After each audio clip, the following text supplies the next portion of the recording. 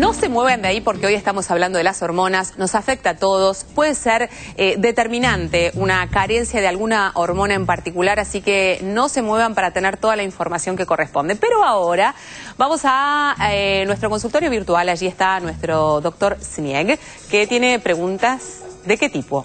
Dolores, nos escribió Melina al Facebook y nos dice que su sobrino de más o menos a los 2 años le empezaron a salir algunas verrugas en las manos, después se le extendieron a todo el cuerpo, que lo están tratando, pero que en realidad vuelven a salir y que no sabe bien qué son.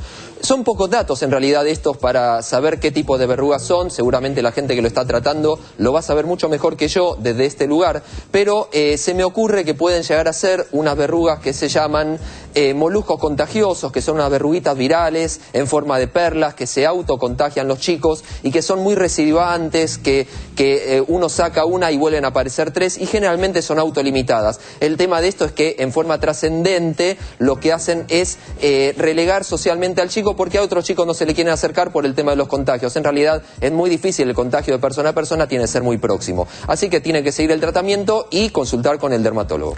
Gracias, Sergio. Bueno, hablamos de las hormonas femeninas en este caso. Consultamos al doctor Pablo Noblovitz, que es endocrinólogo, secretario de la Sociedad Argentina de Endocrinología. Ya lo vamos a escuchar en un minutito.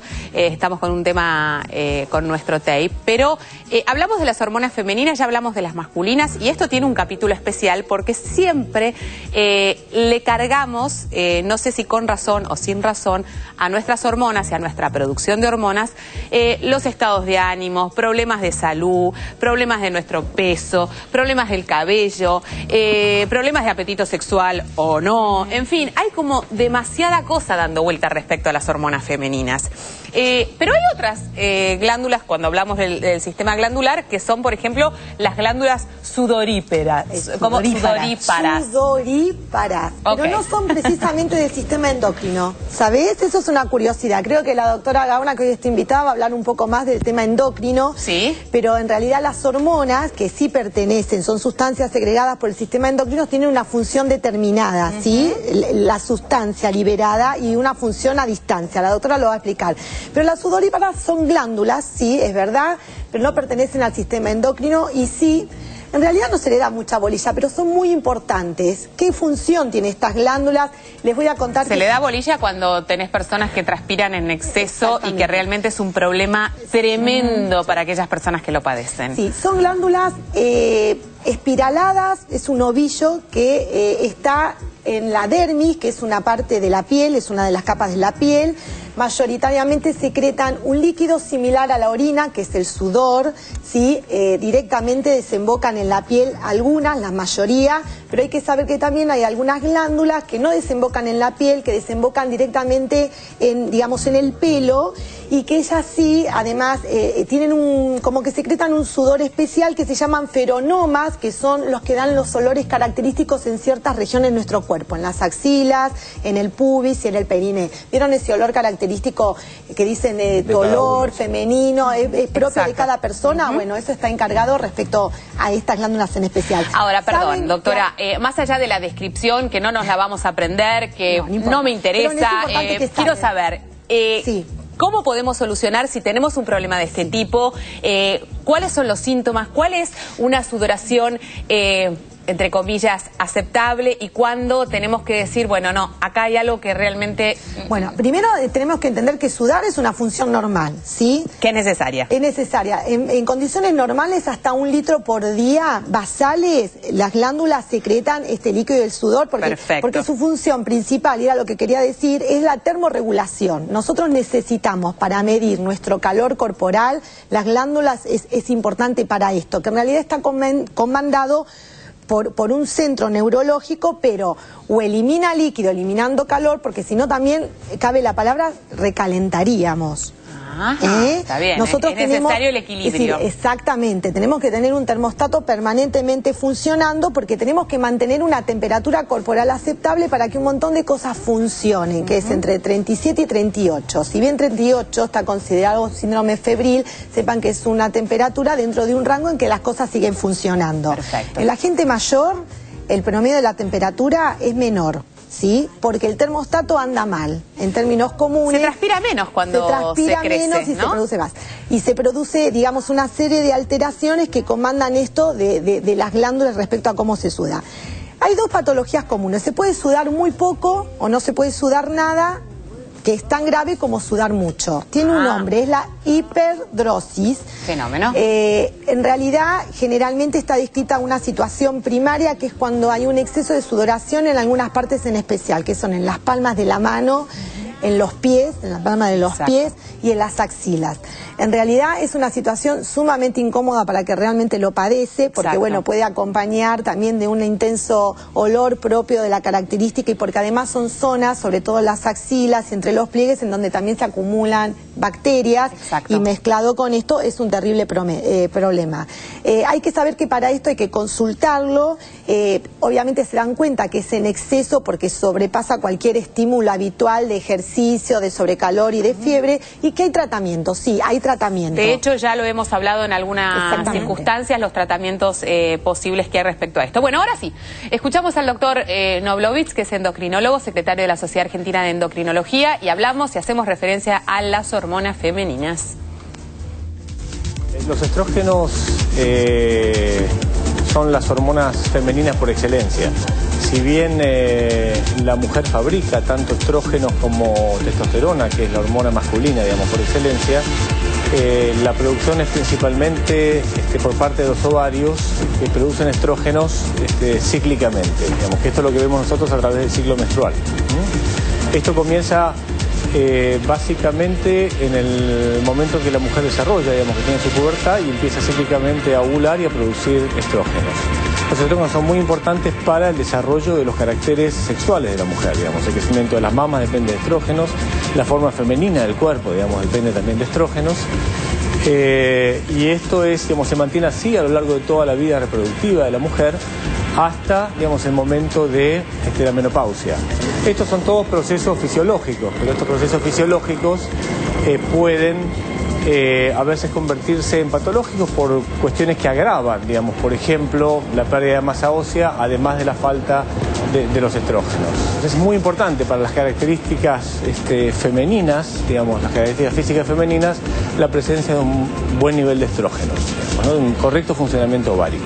Los estrógenos se pueden también reemplazar por estrógenos sintéticos, por ejemplo, es el caso de los anticonceptivos. Digamos, una mujer que desea anticoncepción o por alguna cuestión médica necesita usar anticonceptivos, recibe los estrógenos a través de un medicamento que es el anticonceptivo.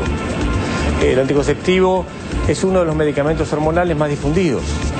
Es una hormona, más de una hormona en general tiene anticonceptivo, y cumple las mismas funciones que el estrógeno natural, es decir, mantiene las funciones del estrógeno en la mujer. ¿Cuáles son los problemas hormonales en la mujer por alteraciones de los estrógenos que se pueden traducir en alteraciones del ciclo?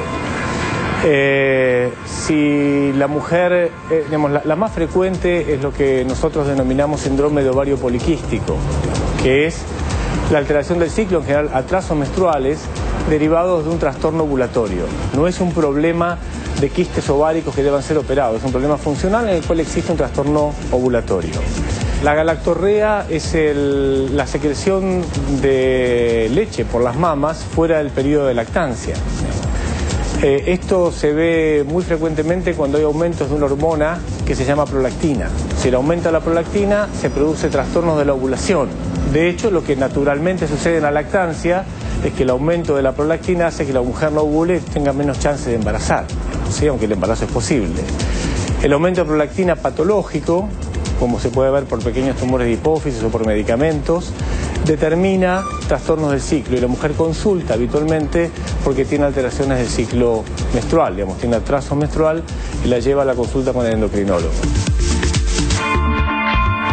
Bueno, para la mujer es, gracias a Dios, un aspecto mucho más habitual el hecho de consultar a un endocrinólogo. ¿Por qué? Porque lamentablemente viene desde un punto de vista físico siempre, ¿no? El problema de engordar o adelgazar en exceso nos hace siempre tener que consultar a nuestras hormonas y verificar si están o no funcionando del todo bien.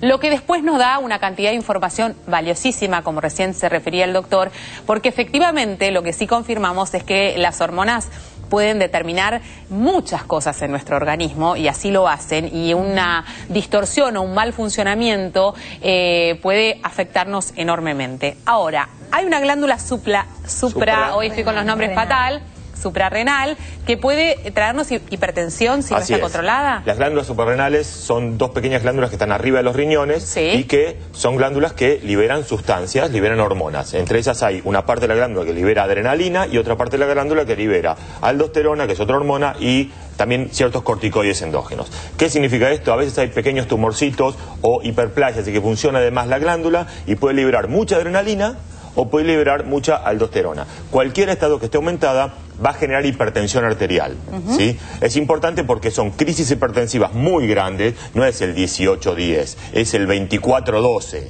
¿De acuerdo? Estamos hablando de crisis muy altas. ¿Y se puede trabajar sobre esas glándulas suprarrenales? Por supuesto. Lo que hay que investigar es que si tenemos estas crisis hipertensivas, incluso bajo tratamiento antihipertensivo, que no se termina de controlar la presión arterial y aparecen estos picos de hipertensión, a veces con mucha cefalea, a veces con sudoración, a veces con irritabilidad, a veces con enrojecimiento, hay que investigar si están elevadas las hormonas y hay que hacer estudios a veces de tomografías computadas o resonancia magnética de las glándulas para ver si hay este pequeño tumorcito, que eventualmente se pueden sacar con cirugía, o hay medicamentos que bloquean el funcionamiento de estas exceso de hormonas y se controla la presión arterial. Bueno, interesante. Me voy al living. Está la doctora Alicia Gauna, que es presidenta de la Sociedad Argentina de Endocrinología y Metabolismo. ¿Cómo le va, doctora? Hola, ¿qué tal? Bueno, ¿qué hacemos con toda esta cantidad de información que nos ofrece el sistema glandular, que nos ofrecen las hormonas? Y especialmente las mujeres entramos en un momento de nuestra vida, a partir de la menopausia, donde la palabra hormona y suplemento hormonal empieza a sonar muy pero muy fuerte. Me gustaría saber qué es lo que se sabe hoy en día respecto a esto. ¿Conviene, no conviene? ¿Los suplementos hormonales son necesarios? ¿Los controles cada cuánto uno debe hacérselos? ¿Estos análisis de sangre para chequear efectivamente cómo está nuestro nivel hormonal en nuestro cuerpo? Sí, bueno, el suplemento hormonal, y en realidad uno utiliza en general la palabra suplemento hormonal cuando es hormona de reemplazo estrogénica en la menopausia. Y ha pasado por distintas etapas. O sea, hubo hace unos años atrás donde el reemplazo hormonal tendría que ser hasta cualquier edad en todas las mujeres. Posteriormente hubo trabajos que demostraron que no era libre de riesgos. Con lo cual, en el momento actual, es de indicación, primero, si una menopausia es muy temprana, es decir, por debajo de la edad que corresponde. ¿Qué cuál es? Que la edad habitual de menopausia es alrededor de los 50 años. Fenómeno. Uno habla de una menopausia temprana cuando es antes de los 40 años. En ese caso es necesario el reemplazo. Cuando los síntomas de la menopausia son incontrolables, sudoraciones, digamos que dificultan la tarea diaria en la mujer. Estos calores espantosos. Esos sofocones incontrolables.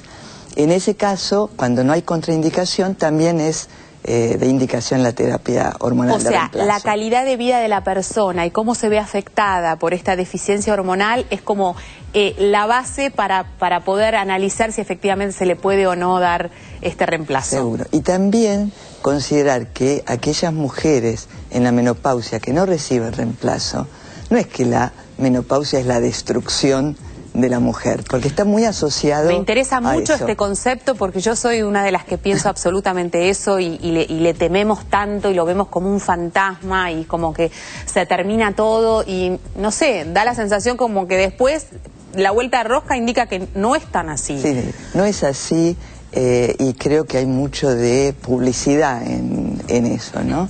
Porque si bien los estrógenos disminuyen, hay que tener determinados controles.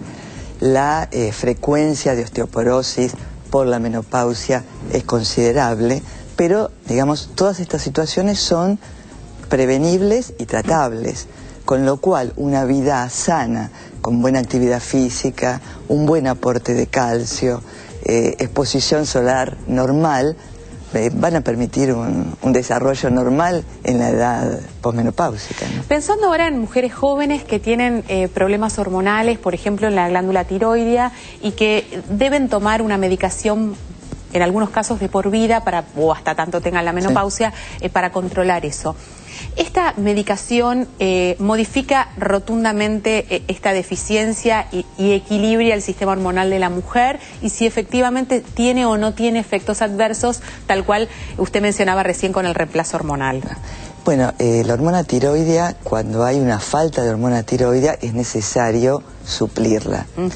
Lo importante es suplirla en la dosis necesaria y necesaria en cada momento de la vida.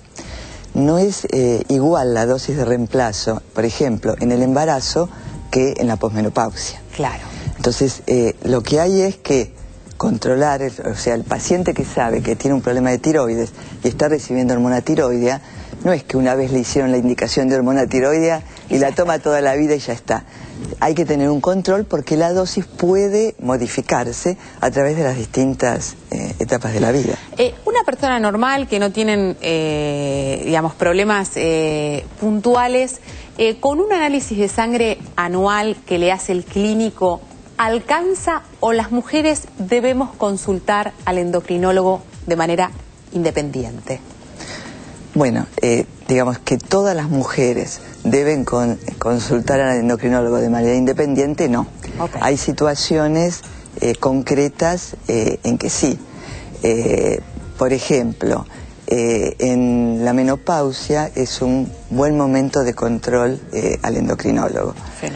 Primero por el riesgo de la osteoporosis, segundo porque es más frecuente, por ejemplo, la patología tiroidea, o sea, tener un control, lo mismo que tener un control ante la búsqueda de un embarazo.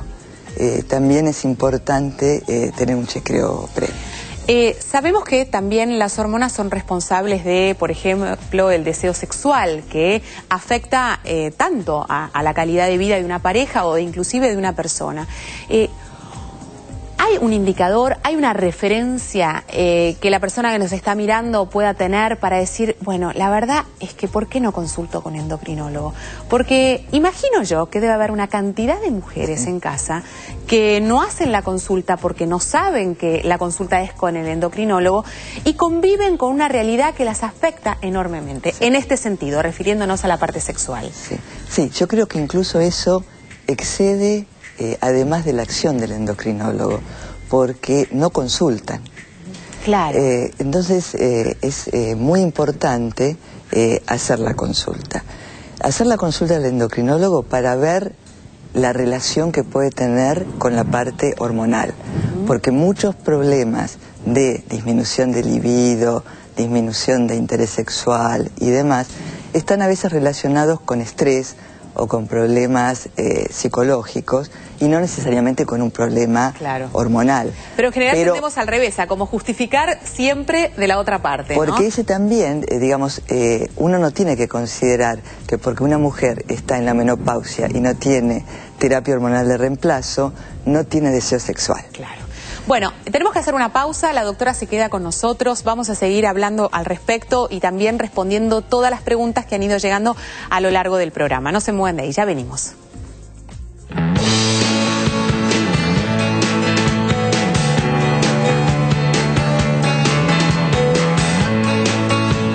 Yo dono.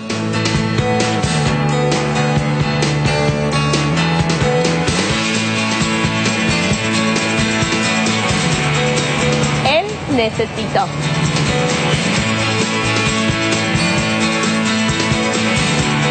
Nosotros donamos.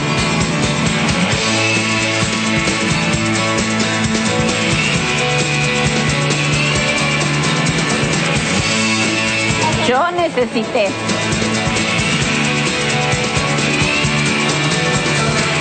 Yo dono.